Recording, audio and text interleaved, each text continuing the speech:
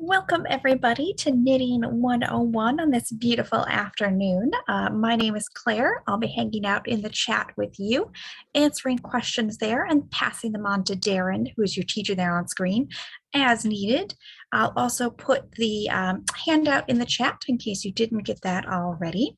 And remind everybody that since this is being recorded, you'll be able to go back and watch parts of it as many times as needed. So we'll try and get through as much material as possible today.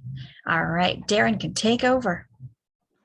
All right, welcome to class. Today is Knitting 101. So if you've never knit before, if you've never held yarn in your hands before, then this is the right place. So we're going to start learning how to knit from the ground up. So if you have zero experience, then this is the place for you. If you already know how to knit and you just want to get a nice general review, then this is a great class as well, because we're just going to go over the basics. We're going to learn how to do a slip knot, cast on, do the knit stitch, a few other little special tricks. And at the end of class, I'm going to review the pattern so that you'll be able to make this cowl. So just after this class, after you have had time to practice, it might take you a couple days, maybe a week, maybe less of practicing. You will have all the skills and abilities you need to make this cowl. And it's really quite nice to have. It's a very useful garment. So if we want to go ahead and switch to the view of my hands, we'll go ahead and get started. Is it switched? Yes. Okay, because on mine it's still okay.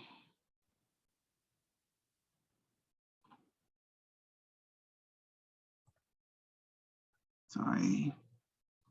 Okay.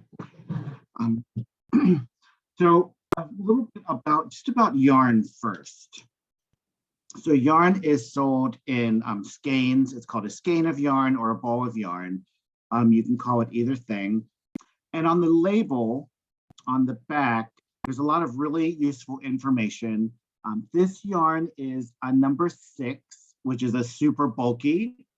Yarn is categorized from a 1 up to a 7, a 1 being very thin yarn, almost like thick thread. And then a 7 is even thicker than this one, and it can be very, very thick. So a 7 is actually the thickest. This one is a size 6, which is a super bulky. And you want to use the correct the correct knitting needle with it. It's calling for a 13 or an N 9 millimeter. So it's US 13, but for everybody else in the world that uses the metric system, it would be a 9 millimeter. So if you don't have the right size needle, you can usually go up or down one needle size, and it's not usually a huge problem. So, but you do want to try to be as close to the correct needle size as possible. Okay. Any questions about the yarn specifications or how to read the label? Anything else? This yarn is 100% acrylic. It is Hometown Bonus Bundle is available on lionbrand.com or michaels.com, and it comes in a lot of really great colors. I'm going to be demonstrating today with this color, and this is San Diego blue. So I'm going to be using this one for demonstrations in class. The first thing we have to do is tie a slip knot, and that's going to help us attach the yarn to our needles. Okay, so if you've never tied a slip knot before, you go ahead and do that now. But if you already know how to tie a slip knot, then you're kind of one step ahead. So the first thing I'm going to do is I'm going to lay my yarn out, make a loop, make a big circle, and I'm going to put the tail of the yarn over the working yarn. So the working yarn is what's connected to my ball of yarn. So this ball of yarn is my working yarn. And then this is my tail, which I will need later for finishing. So you lay out a loop and you put the short tail over the long working yarn. So this is called short over long. So the short tail is over the working yarn. You put your hand in the center of that circle, and then you go under, you're kind of sneaking under the circle. You grab a hold of your tail, you kind of just hook it around your finger, and then you're going to hold on to the tail and hold on to your working yarn. And then you're just looping that tail back through. And then you create the slip knot. And it's called a slip knot because it just slips when you pull it. And then you can adjust it to make sure it's the right size, however big you want it. And you know you did it correct if when you pull it, it just slips out. So that is a slip knot. So you lay it out in a circle. You put your short tail over your long working yarn. So short over long. Put your hand in the center. Sneak underneath your yarn. You're going to grab a hold of your tail. And then you're going to hold with your other hand, hold the tail and the working yarn together. And then you're just going to loop back through. And that creates your slip knot. Now, if you already know how to tie a slip knot, if you crochet, or if you do macrame, or any other situations where you would be tying knots, all slip knots are created equal. So if you tie a slip knot in a different way, then however you're tying your slip knot is fine. But there's not a special knitter's slip knot. So a slip knot is a slip knot, but this is one way of tying a slip knot if you're not already used to it. All right, any questions about the slip knot? How do we feel about that? Feel good about it? We do have a question from Pearl asking if there's a dominant hand for this. And I'm not sure if she's referring to just the slip knot or knitting in general. Well, knitting is a double, it's you use both hands equally for knitting. You use your right hand and your left hand equally. You can make different alterations, how you hold the yarn, if you're left-handed or right-handed. And once we get started, I can show a few options for that. But knitting is it's a two-handed activity, so you really are using both hands quite equally. So yeah, don't have any anxiety about that. So, okay, so you just pop your slip knot on your needle, and it should slide easily. Like, you don't want to pull it tight. So in knitting, we're not trying to pull our stitches super tight, but we do want them kind of snug. So there's a difference. So just kind of snug on the needle. And if we're ready to move on, I'll demonstrate casting on. We ready to start casting on? Let's go for it. All right. So, and you guys, if you have any questions, don't hesitate to ask questions as we go. So you're going to start off with your slip knot on your needle, and that should be in your left hand. So that has to be in your left hand. And then your right hand is holding your other needle, and there are no stitches or knots or anything on the right hand needle at this point. So this is the correct way to start your knitting. And I'll demonstrate this several times. So if you can't quite see what I'm doing, don't panic, because we'll go over it and over it. So you take your right hand needle and you insert it through that slip knot. So it's kind of going front to back. So I'm just pushing it straight through the slip knot, and it creates an X. So my needles are together and it creates an X. And then you can use your left hand or your right hand. So I'll demonstrate now with my right hand. So both of my needles are in my left hand, and my right hand then is available to do other things. So it is going to wrap the yarn around. And so you want to, you're going to start your yarn here. You're going to take it underneath your needle and then bring it across the top. So you're going to wrap the yarn around the needle, and then you're going to pull your right hand needle back. And as you pull it back, you're kind of scooping that loop of yarn that you just wrapped through. And then you're going to pull up a loop of yarn just big enough to work with. And then you're going to take your left hand needle, and it jumps back towards your thumb. And then you're going to scoop up that loop and transfer it from the right hand needle to the left hand needle. Now I have two loops of yarn on my left hand needle. And again, they should slide loosely. You don't want them to be super tight. So I'll demonstrate this again. You're always going to be working through the loop that's closest to the point of your needle. So you're going to work on the one that's closest to the point. So you go through that loop front to back, going through the loop, make an X. Take your working yarn, make sure the view correct, and then you're going to go under your needle, wrap it, and come across the top. And you want to pull that a little bit tight so that it's kind of gripping that needle, because then when you pull it back through and you're kind of scooping it, you can scoop that strand of yarn, pull up a loop just big enough to work with. If you pull it up too big, then you can always adjust it. Take your left hand needle, jump back towards your thumb, and then scoop that stitch up from the back side. So we're scooping it up from the back, and then take the right hand needle away. And now we have three loops or 3 stitches on our left hand needle. Okay. So here's a little rhyme that you can use to help you remember. You go in through the front door, run around the back, climb through the window, get in line, Jack, because Jack has to get in line with the other stitches. So they're all in a nice line. Okay. Any questions at all about how I'm doing this? Is there a particular step that we're not understanding? I'm happy to answer any question.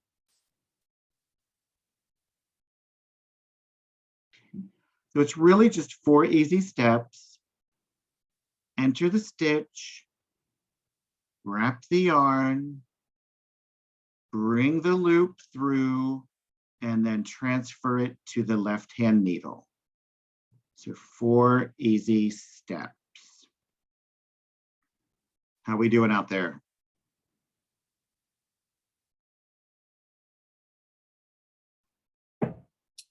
Yeah, we have a couple people who would like to see it again.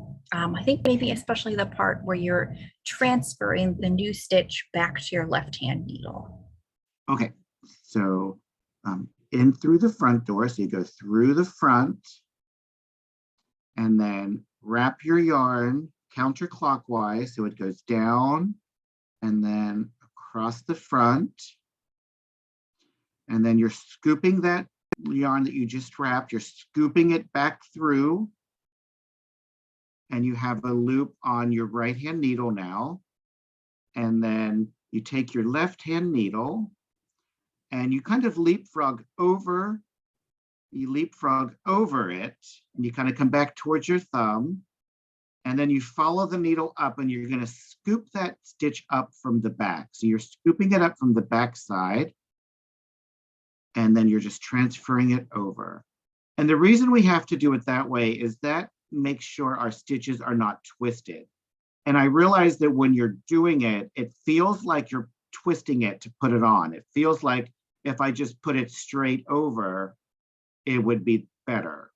But if you put it just straight over, then it's actually twisted. So the correct way is you jump over the stitch, leapfrog over the stitch, sneak up behind it, and then scoop it up from the back. Scoop it up from the back side, transfer it over, and then your stitch will be mounted correctly and make it easier for the first row. Okay, does that help? Does that make sense? And can you say your little rhyme again as you do cast on a stitch? Okay, you go in through the front door, run around the back, climb through the window, get in line, Jack, because he has to get in line with the other stitches. And then here's another one. So I'm a pacifist. I really think that other nursery rhyme, that little rhyme is really cute, very cute. Depending on your life philosophy, some people are more aggressive. So you can do it this way. You stab it, you choke it, you rip out its guts, and then you impale it on a spike. So, I mean, I don't know your life. Maybe that is something that's more relatable. So, but it's just 4 steps. 1, 2, 3, 4. So are we getting some stitches cast on? How are we doing?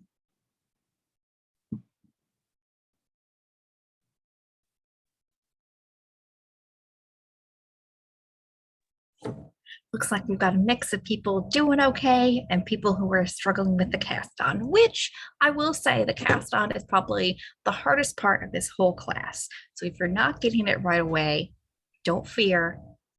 You're not the only one.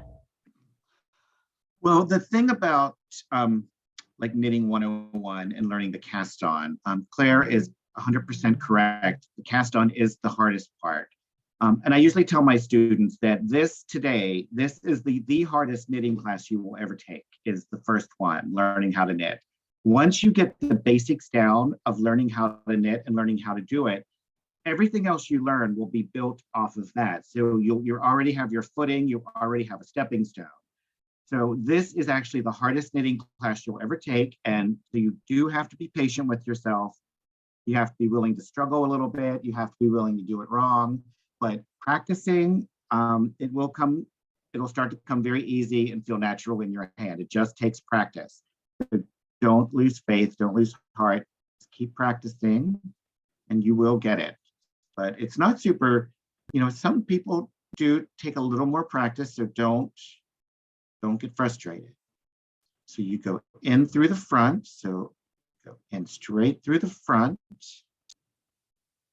wrap it around. And then this motion is you're kind of scooping that loop back through. You're kind of scooping it. And so for the people that are struggling and maybe not understanding it, is there a specific step or an area that I can help explain a little better?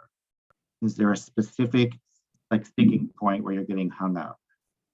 We've had some questions about which is the tail and which is the working yarn. So maybe you can show that first. Okay, so the tail, you have this short tail here. It should be about 6 or 8 inches long. You don't want it too long or else you'll end up knitting with it by mistake. So the tail, you really just leave the tail behind. You don't work with the tail. You just, you have that left behind, and we'll use that in the end for finishing. So that's the tail. And then the working yarn is the yarn that's coming. I have my yarn rolled into a ball. So the working yarn is what's coming from your ball of yarn, or maybe it's coming from a skein of yarn, but the working yarn it's just the yarn that you're working with. So I have this much yarn to work with, and this is my working yarn. So this is the yarn that's coming from my source of yarn. So that is the working yarn. And the tail, you don't ever want to think about the tail again. You just kind of want to forget it's there and don't knit with it by mistake. And then when you're finished, we use this tail for finishing at the very, very end. So that's really all you do at the very end. So this is the tail, which you don't need to work with, but the working yarn is attached to your ball of yarn. Any other questions? Anything else? And then it is, we've had I think one person say where you're first pulling the yarn through that first loop, and then again where you're transferring the stitch from one needle to the other. And maybe you can try and hold it a little closer to the camera. I think at the bottom of your screen, it's a little dark.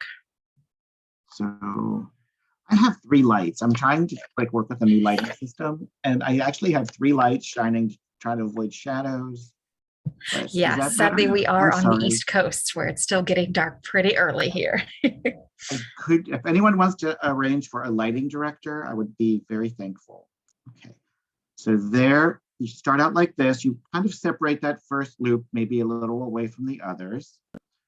And then you go right through. Transfer everything into the left hand, so that way you have your right hand available to do the wrapping. So you're going to wrap it right around. And so keep an eye on this strand of yarn that I just wrapped around my needle. And that's what I'm going to pull through. So I'm going to pull my right hand needle back through, and I'm going to bring that strand of yarn with it. And then you just pull up a loop big enough to work with. And then you take your left-hand needle and it leapfrogs over that loop back towards your thumb. And then you're going to sneak up behind it and scoop it up.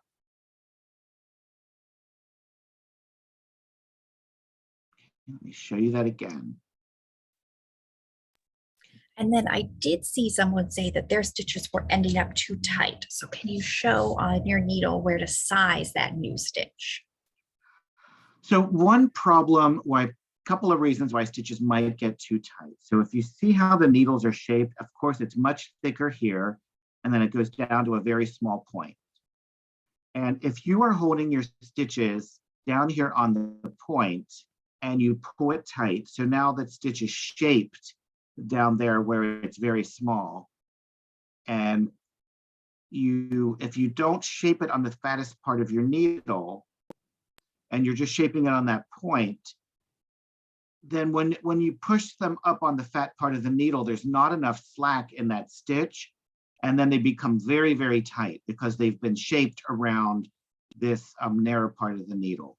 So, and one way to help keep them from getting too tight is to, when you enter the stitch, you want to make sure you enter the stitch and put it on the fattest part of the needle to help shape it. And then when you wrap your yarn and bring it around, you want to pull that loop through. And again, you want to make sure you're shaping it on the fattest part of the needle. So you bring it up to the fattest part, and then you scoop it up. And then the last step is really, you want to bring it up to the fattest part of the needle here. So it's shaped up here. And when I first started knitting, I used to pull it really tight right here because I thought I had to like really shape it around that needle, but you don't want to get in the habit of pulling it tight. You want to have a light grip. You want to have it kind of like resting loosely in your hand. You don't want to pull things too tight. So I know sometimes when people are learning, they get very intense and they tend to pull things very tight, but you do want to try to have a light touch. So shaping it on the fattest part of the needle, and then just not pulling it super tight. You don't want super loose stitches. You can see that stitch is pretty loose. You can go ahead and snug it up just a bit, but they should move. Mine are actually getting kind of tight now because I was fussing with them a little bit, demonstrating. But just try to have a loose grip in your hand, a light touch. It does come with practice.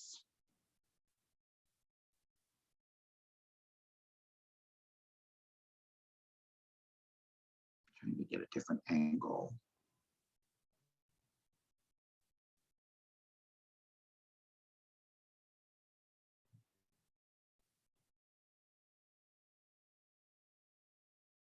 Okay, any other questions? Do you want to see anything again? Do we want to start over again with the slip knot, or what do we want to do next?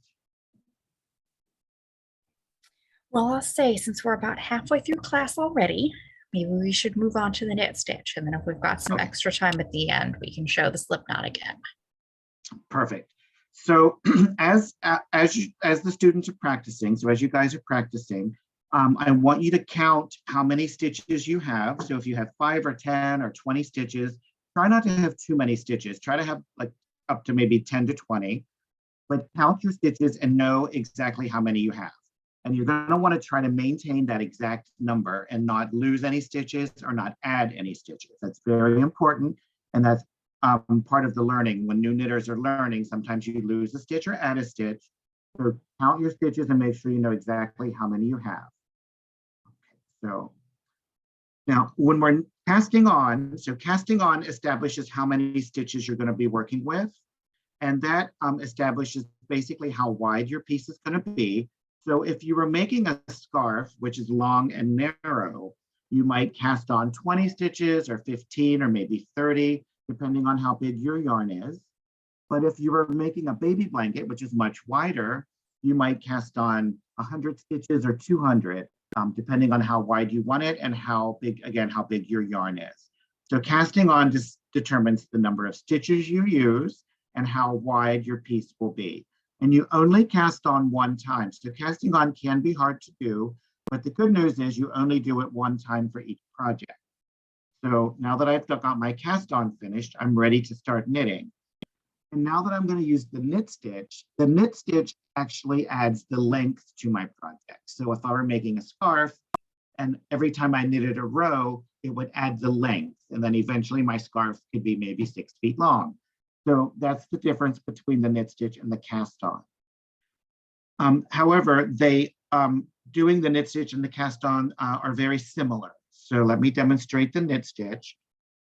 You enter the stitch the same as before. So enter the stitch, wrap the yarn, bring it through, and now instead of transferring it over, we're just going to kick that stitch off the end. And it's very important, we're going to maintain stitches on both needles now. So you want to make sure you're using your fingers to guard the tips of your needles because you don't want them to slip off by mistake. So we're maintaining stitches on both needles. So we're going to enter the stitch, wrap the yarn, bring it through, transfer it over. Now I have 2 stitches on this one, and I'm going to just move each stitch over one at a time until I have all my stitches here and 0 on the other side. And so here's another little rhyme. In through the front door, run around the back, climb through the window, off jumps Jack. So now this time he jumps off. In through the front door, run around the back, climb through the window, off jumps Jack. Or for the more aggressive people, you can stab it, choke it, rip out its guts, and throw it off a cliff. So, I mean, I don't know your life, whatever you can relate to, but it's 4 easy steps. Again, it's 4 easy steps.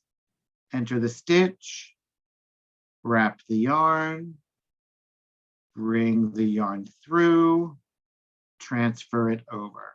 And so I'm maintaining stitches on both needles. Okay, any questions about the knit stitch and how I'm getting that?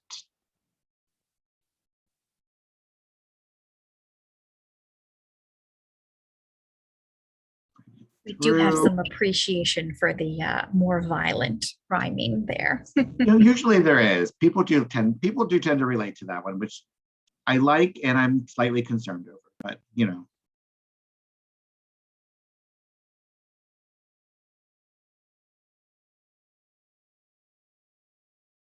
Okay. Is there a particular step or a particular spot where we're not understanding or it's not clear? So in through the front door, run around the back, climb through the window, off jumps Jack. And you want to make sure you're taking your time and that you're finishing each step completely, because that's sometimes where knitters do make mistakes when you're learning. So you want to make sure you're going through the stitch, wrapping your yarn. Sometimes people wrap their yarn and it might slip off. So wrap your yarn. You want to make sure you're bringing it through and transferring it over. And also when I teach this class in person, I notice sometimes students feel like they have to hold their needles back here and that they really can't, like they feel like they shouldn't be touching the yarn with their hands, that they have to just do it like this. But we need to use our fingers, and we need these fingers to guide the yarn and to guard the tips. So make sure you're using your fingers to help you get this work accomplished.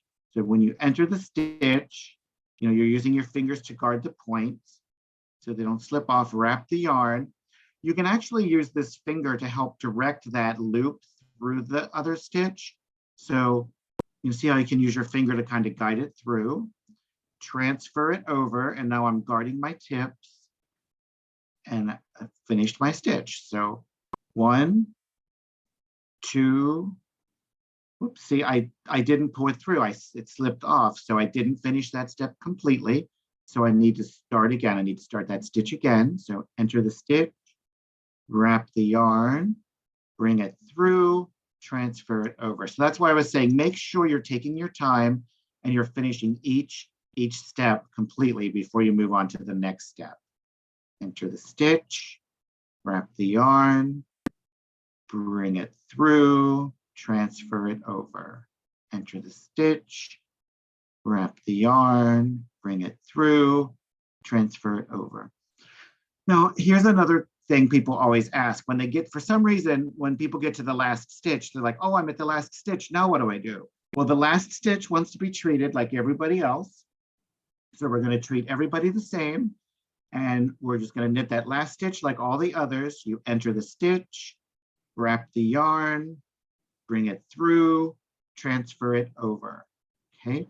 So now all my stitches have moved from the left-hand side to the right-hand side. You might want to just take sometimes they'll be all twisted in your hand and they'll look all messy. So you can go ahead and take a second and straighten them out. Sometimes if you give them a little snug like this, it'll help to kind of even things out a little bit, make them neater. And now I'm going to take this right-hand needle and I'm going to put it in my left hand. And my left-hand needle has now become my right-hand needle. And so I'm always working from the stitches from the left to the right. And I'm going to reposition my yarn, make sure my yarn's in the back. Are there any questions at all about anything that we've talked about or covered so far? How are we doing out there? Let's see here. Oh, we do have someone who has knitted a whole row. Congratulations. Yay. Any good tips on keeping the tension even? She says, I'm bad about the ends being loose. So this is the answer nobody likes. The only way to keep your tension even is to just continue to practice, practice, and practice. Once you get to the point where you can knit a row and continue to knit your rows, and you're not thinking about like each stitch and you're not like agonizing over each step, you're just knitting, you're watching TV, maybe you're talking to your friends, and you get to the end of the row, that's when your tension is going to be the best and really start to become the most even. But when you're thinking about each stitch and agonizing over each step, you're going to be pulling things looser and leaving things tighter. And it just really takes a lot of practice. So that's the answer nobody wants. Everyone wants a quick answer, but there's really, is there, Claire? There's really no quick answer for that. It is about practice. And then when you go to start this row, someone has noticed that your tail of yarn is sort of right there in the way with your working yarn. So what's your advice on keeping those two pieces separate?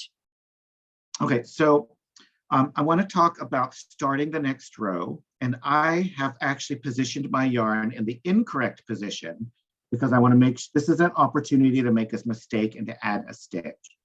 So your working yarn is right next to the tail, like somebody pointed out. So you can just hold your working yarn in your hand so you don't get it mixed up or knit with it by mistake. So just kind of push it out of the way. But you can see my working yarn is kind of in the back. And it looks like I have 2 stitches right here. So I have 2 loops of yarn. I have 2 stitches. So before you start your first row, you want to pull. You want to just give it a little pull right there. And you can see how that came across. You want to redirect your working yarn so that it's in the front.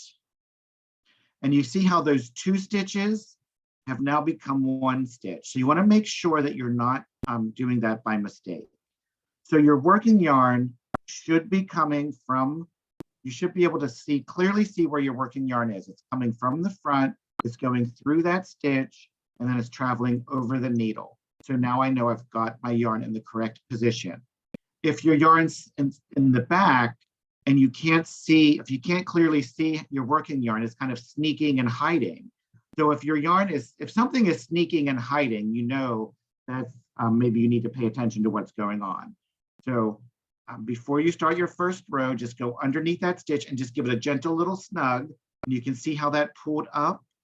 So then redirect your working yarn to the front and get everything snugged up nice. My working yarn is right here in the front. I can see it going through that stitch. And I just have 1 stitch there. So now I know I'm doing it correctly, right? So hold your tail, just kind of hold the tail out of the way so you're not knitting with it by mistake.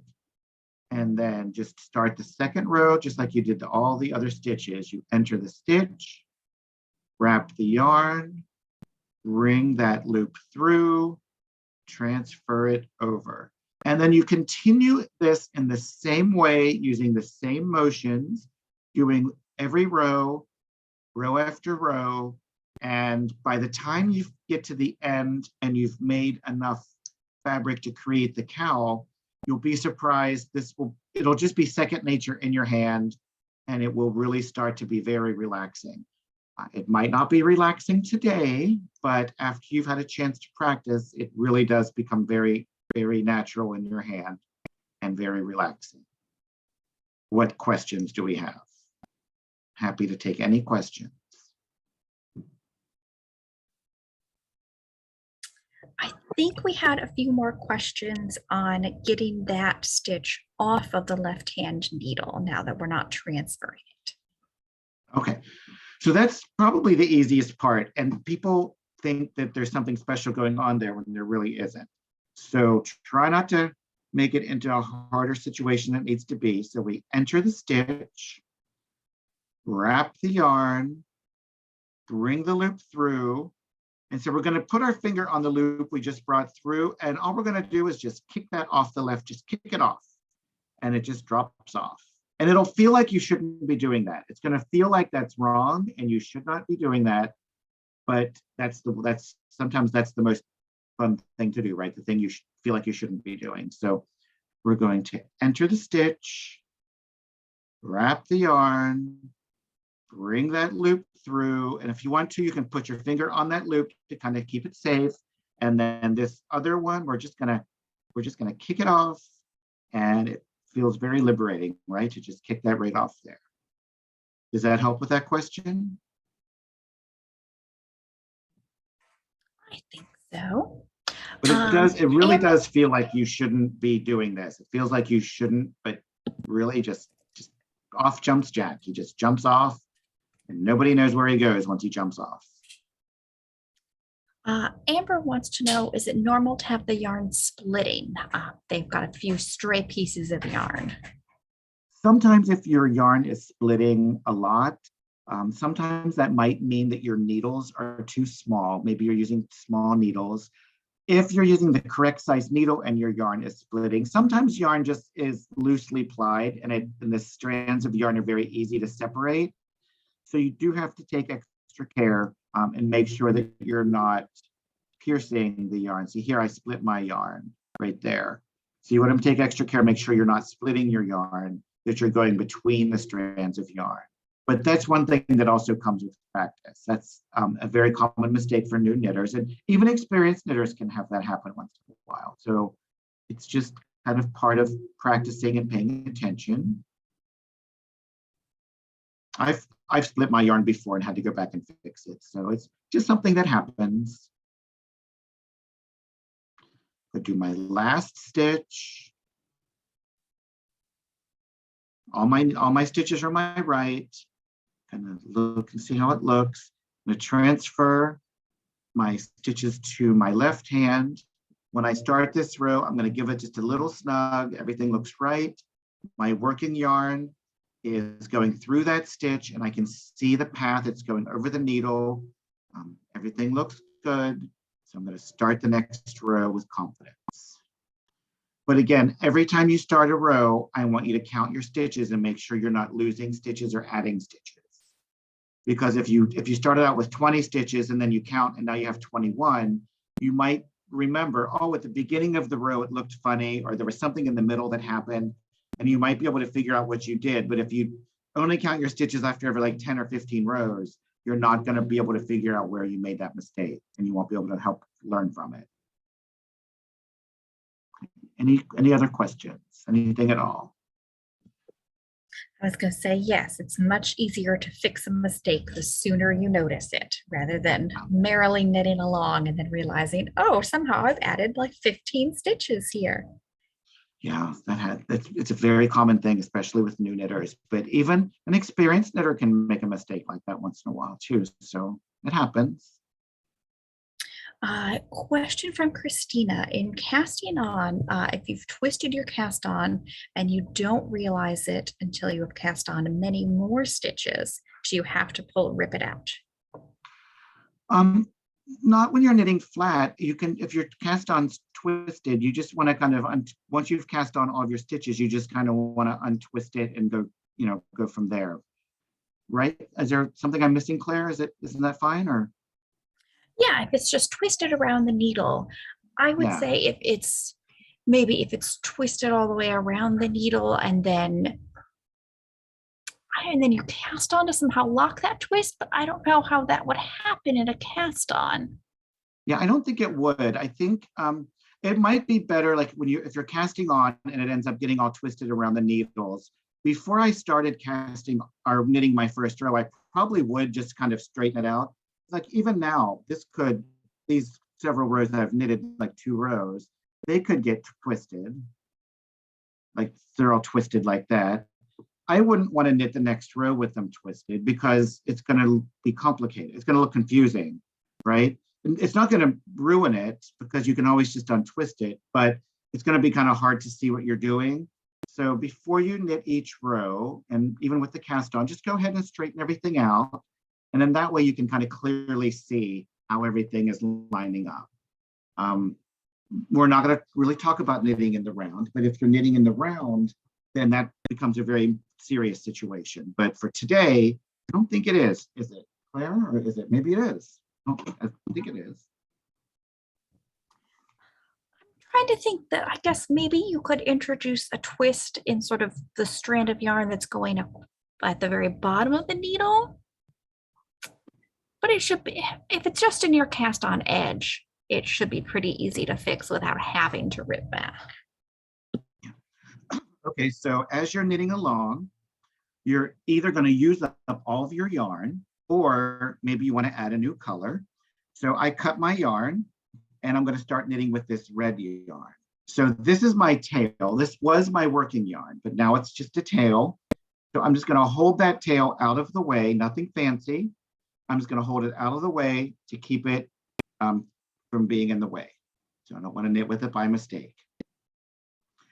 And I'm going to add this red yarn, and I do want to keep a tail long enough so that I can weave in my ends later. So you want it to be about 4 or 6 inches long, no longer than 8 inches, because then you're just wasting yarn. So take that tail and hold it along with your other tail out of the way. So I'm not doing anything fancy. I'm just holding those 2 strands of yarn out of the way. And by doing that, I'm kind of holding this new working yarn kind of in the correct place. So I've got my new working yarn held in the correct place. It's not attached to anything. I'm just holding it there.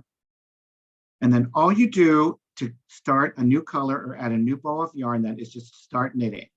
Enter the stitch, wrap the yarn, bring it through. I see I split my yarn there. So again, wrap your yarn, bring it through, transfer it over. And that's all there is to adding a new ball of yarn. Basically, you just start knitting with the new ball of yarn. I've watched videos online where people make all kinds of complicated ways of adding a new ball of yarn, and it's all unnecessary. You just basically pick up the new ball of yarn and start knitting with it. What do you think, Claire? Yep, that's exactly how I do it. Haven't you seen people come up with all kinds of crazy ideas, though? I know that some people like to knit maybe with both strands of the yarn for a while to lock it in place, which you can do if it's a little bit thinner maybe, but I don't like to because it tends to make those stitches a little bit thicker, and then you see that in the final project. And if you're changing colors, then you're not going to have a clean stripe. Exactly, yes. And then we did have a question about to show how you're holding the yarn in your hand. And then I think you mentioned you would show how to hold it in your left hand as well. So there are lots of ways of holding yarn in your hands.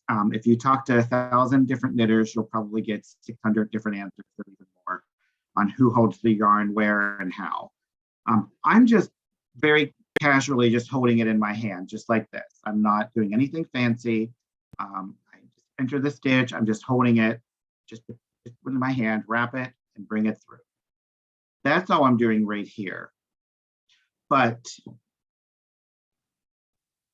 I know other knitters will kind of wrap it around their finger, and I can't do this.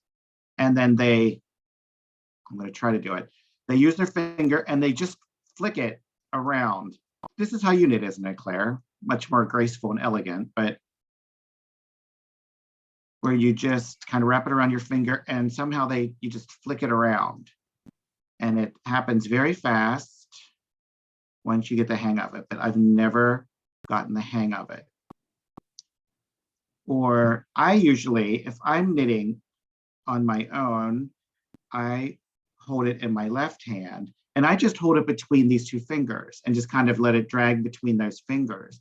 And then I use my hand like this. And this is not the most efficient way of knitting. It's not very fast, but this is the way that feels the most comfortable in my hand. And I've never felt the need to like learn a faster way.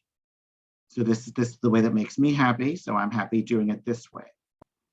You can also hold it like this and then scoop it up with your needle. But however you're going to feel comfortable holding it in your hand is the right way for you. And you can watch different videos demonstrating on different ways of holding your yarn. I mean, there's so many. Is that helpful? Does that answer that?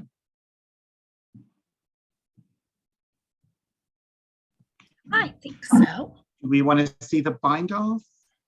Yes, let's go over that because we've got just about 10 minutes left in class. Oh my goodness, we better hurry. Okay, so the bind off, you need 2 stitches for binding off, and it starts out just like the knit stitch. So I'm just going to knit a stitch just like normal.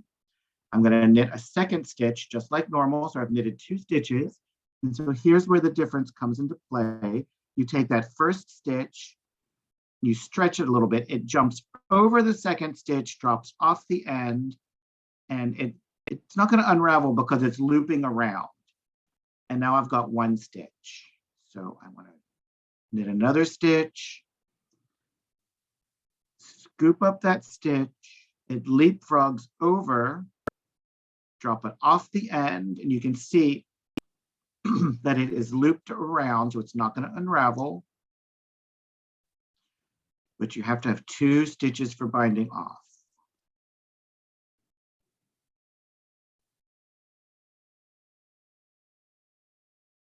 And when I first learned to bind off, I did it like this. And instead of doing it with my needle, I would take my fingers, I'm gonna do it in a way that you can see, and kind of stretch it with my finger. And well, you don't want to let it fall off. I stretch it with my finger, and then I would drop it over with my finger. That was easier for me when I was first learning. So knit a stitch, I have 2. Take that with your finger and drop it over the edge, maintaining. So if you want to do it that way, you can do it that way, or you can do it with the needle. When you're binding off, though, you do want to take an extra special effort to bind off loosely. So here it's very important not to pull it tight, because the bind off tends to be a little bit tighter anyway, and it can really affect the quality of your finished piece. So you can see, like, go ahead and just pull that stitch, a little extra slack in it, wrap your yarn, and then that gives it enough room so that when it jumps over that stitch, it's laying sideways. So that gives it a little extra slack. But take an extra care to make sure you're holding this very loose in your hand for the bind off. Okay. Any questions about the bind off? And then I'll show you how to weave in ends.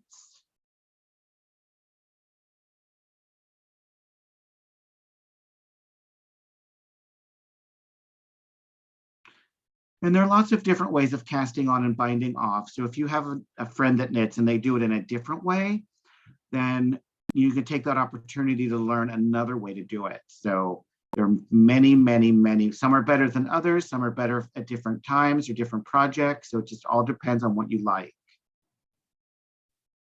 I'm going to get down to the last stitch and show you how to finish it. Okay, I have 2 stitches. I'm going to leapfrog over. It drops off the end. And now I have 1 stitch. So remember, I said you always need 2 stitches for binding off, but we're finished. So I'm going to cut this yarn, leaving a nice long tail for finishing. And then all you do is you pull this straight up until your tail comes through. And now it's not going to unravel because it's looped around that tail. And so here's finally when we're going to use those tails. And I'll show you another little trick. So if your yarn's like really fuzzy and fraying, you can wrap it up in a piece of paper and then thread it through the needle like that. My mother taught me this trick. I think it's very clever. And when you're weaving in the ends, you would want to weave the red onto the red and the blue onto the blue. So if you have different colors, make sure you're weaving each color on its appropriate matching color. And that should be helpful. So it doesn't show up as much. Now, if you look at these bumps here, and you'll come to learn that these are actually pearls. These stitches here are actually called pearl stitches, and they make these bumps. And all I'm going to do is I'm just going to go up through one of those bumps and then back down through the other one. And you do want to kind of, again, you don't want to pull it tight and distort your work. You want to keep a light hand. So it goes up and then down, going across that row, working through those bumps. And then you might want to stop every couple and just kind of massage it out to make sure you're not pulling it tight. And go up, and go back down. Okay. And then you want to make sure you turn and go back the other direction. So I'm just going in and out of those rows, of those bumps. And you want to make sure when you're doing this that it looks nice when you're finished, of course. So maybe every now and then stop and just look at it. Make sure you're not doing anything to kind of distort your work. And then you pull it tight and you snip it off flush, and then you pull it. And if you get that little tail that pops out, you trim that off. And you don't want to tie knots. People always want to tie a knot. They just want to take these two and like tie them in a knot and pull them tight. But knots do come untied and your work will unravel. And also they don't look very nice. And if you're going to make, if you're going to set up your Etsy shop and start selling hand knits on Etsy or someplace, you do want them to look as professional as possible, right? So any questions about weaving in of the ends?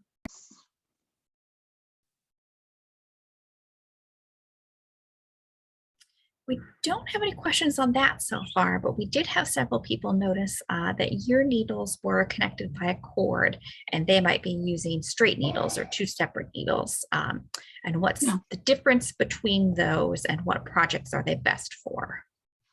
So I was using this. This is called these are circular needles. They're 16 inches long, and these are. It's personal. It's a personal preference. You can use straight needles where they're two separate needles that are not connected, or you can use these. The reason I'm using these today is because underneath my tripod, it's much easier. When I use the straight needles, the needles tend to come up and bump the tripod a lot, and it makes it jump around. So that's why I chose to use these today. But if you can knit flat, like I was knitting flat on these, and then you can fold them up and put them in a project bag. And they're much easier to take with you if you want to knit on an airplane or on a bus, or if you're on a train, much easier. And then you pull your work down onto the wire and put them in your project bag, and you don't have like two 14-inch long sticks that you're trying to manage in a bag. If you're traveling or going, even if you just want to go to the park and knit, it makes it much easier for walking around. But It's all personal preference. The straight needles are perfectly 100% fine, but then later on, these can also be used for knitting in the round. So you can make a tube without a seam and then turn that tube into a hat or something. So, but that's for another class. So, but that's the only difference. But, you know, I encourage all of the students to try using straight needles and circular needles and see which one you like best. Any other questions? I'm going to go ahead and put the handout here in the chat in case anybody needs that. And then I'll put the pattern in there as well. So you can have that as we go over the pattern here next. Okay. I have the pattern here. You have the pattern in front of you, Claire? You know what I did with that? I will put the link in the chat for you. Okay. Well, Question on knitting needles being allowed on planes. Domestically within the US, they are supposed to be okay. Of course, it's always up to the discretion of the TSA agent there. But I know in certain international airports, they have been confiscated. So check the guidelines for the country you are flying to and out of. I've never had a problem. I just got back from Italy and I always travel with circular needles though, and I've never had a problem. So I think everyone should be fine traveling with them. A scissor is a bigger deal though. You don't want to be flying with a pair of scissors. So that's the one thing I will tell. You can use a tiny, I think the blade has to be smaller than an inch or something. So just like a little tiny snips or something. All right, so I can't find my pattern. I just happen to have lost it all of a sudden. But when you're making the cowl, you're going to end up making a long rectangle, which is basically shaped like a scarf. And I think the pattern tells you to cast on 28 stitches. Is that right, Claire? Can you? That is correct. So you just cast on 28 stitches, just like we did before. And you're going to knit every stitch on every row. So all you do is you cast on 28 and then you knit every stitch on every row, which is perfect because that's the only thing we know how to do at this point. And when you knit every stitch on every row, it creates this fabric, which is kind of spongy and soft, and it's a little stretchy, and this is called garter stitch. So I feel like it should have been named garter fabric because you create garter stitch by doing knit stitches, but they didn't let me name it, so it is called garter stitch. And that is what we do. And then you just keep knitting until it's 34 inches long. Claire, is that what it is? Let me check here. 32 inches. 32 inches. And maybe you have it long, you want it to be longer. You can make it as long as you want. But you want to measure it. You want to make sure you're measuring it right from the very edge of the cast on. So you want to line it up right here to get it the most accurate measure. And then just lay it out. And because knitted fabric is stretchy, you want to lay it out and you want to make sure it's laying flat. So lay it on the floor or on a dining table, lay it flat, try not to stretch it, maybe just give it a second to kind of rest and relax back into shape, and then just measure it. And if it's a little longer or a little shorter, it's not going to be a big deal because of the nature of the project. It's a cowl, so it doesn't have to have an exact fit. And then you're going to bind off just the way I showed you how to bind off. And then you're going to leave a very, very long tail. So I think it says to leave a 20-inch long tail, but you could even go a little bit longer. And then you're going to use your large-eyed blunt needle, and it's blunt, it's not pointy, and it just has a large enough eye so that you can fit your yarn through it. And then you're going to put your yarn right through that needle, and we're going to sew this together. Now, if you lay it out, I'm going to kind of fold it in half so you guys can see it on my screen. The pattern does tell you to put one twist in it. So what you're going to do is you're going to lay it out flat and fold it so that it's not twisted. And then you're just going to twist it like this and just put one twist in it. And so that's how you put the twist in it. So lay it out flat so that it's not twisted, and then just put one twist in it. Or if you don't want to, you don't have to. That's the best part about knitting. You can do whatever you want. And then we're going to sew the cast off edge and the cast on edge and the bind off edge together. So you might want to use some little clips or something. Knitted fabric is stretchy and you might be sewing along and having a lovely time and everything's going great. And then when you get to the end, why is this one shorter and this one longer? Because if it's stretchy, you might have been stretching one side. So you want to make sure you put a clip on the end and put one in the middle, some type of a clip. You could use like a clothespin or anything you might have. And then you want to look at these right here. So right here, you want to look at each one of these. And these, that looks like a knit stitch. And you can see if I just pick up 2 strands of yarn, I'm only going so deep and they're spaced out evenly. So you want to look for these stitches right here. And I'm going to be sewing through each one of these. And that helps you to keep your stitches all spaced out the same and all going the same depth. And that's what's going to help give you a nice, beautiful, nicely sewn seam. So pick up that one and go to the one right next on the other one. And when I'm sewing, I like to put my finger between my 2 pieces of fabric, and that way I can kind of see what I'm doing. So I'm going to pick up 2 on this one, just 2 strands of yarn over here. Don't pull it tight. We're not trying to distort the fabric. Just picking up 2 and then just picking up 2 and pulling it through. And this is a running stitch or a basting stitch. And so I like doing it this way because it helps to keep your stitches spaced out evenly and helps them very neat. So if you don't have any experience sewing, this is a very, very easy way to do it. And if you do have experience sewing and you know other maybe stitches that you think would be better, then maybe they could be better. So I encourage you to just do whatever you want. But this is a very basic, easy method. Sometimes people are very intimidated about seaming because they don't feel like they know how to hand sew. But as you can see, it's very easy. And if you do it and it looks horrible, you can take it out and try it again. Knitted fabric is very forgiving and you're not going to ruin your fabric. You can take it out and try it 2 or 3 times. But you just want to keep a light hand. You don't want to pull it tight. Maybe every now and then stop and kind of massage it out a bit. Look and see, make sure your seam looks nice from the other side. Any questions about seaming? And then when you get to the end of your seam, you're just going to weave in the ends like I showed you before. Any questions at all? Can you just remind us if you wanted a twist in your cowl, how you would set that up before seaming?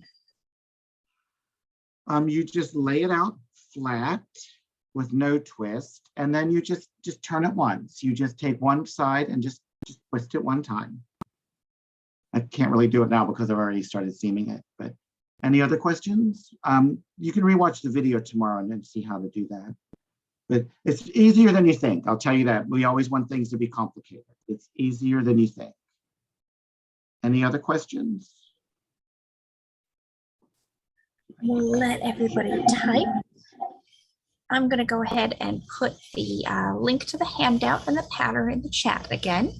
And we did have someone ask if we had other classes coming up. Yes, we have. I think our next one is actually Monday, Valentine's Day. So you can come hang out with us. It's a little bit more closely spaced this time because we had to reschedule this class. But normally we teach on Monday afternoons. And you can sign up at michaels.com/classes. And if you have any questions, you can contact me on social media. On Instagram, my account is Mr. Woolly Bear. Maybe Claire will put it in the chat so you can see how it's spelled. Just send me a direct message. Any questions you have, I'm happy to answer questions going forward. Also on Facebook, if you send it to just my name, spelled out just the way it is, send me a direct message and I'll be happy to answer any questions. So to get that twist, you lay it out flat and you fold it in half. You can't quite see it because the screen's a little small, but all you're doing is just laying it out perfectly flat, folding it in half just like normal. And then you're just putting one twist in it. It's just that don't turn it into something hard. You just put one twist in it, and it's easier than you think. So you just put one twist in it like that. Here's flat, no twist. I'm trying to do it without putting my hand in the screen. And then this is just with one twist. And when you lay it out to do it, you'll understand, you'll see how easy it is. Sometimes things are hard to visualize, but when you do it, you'll see how easy it is. Okay. Anything else?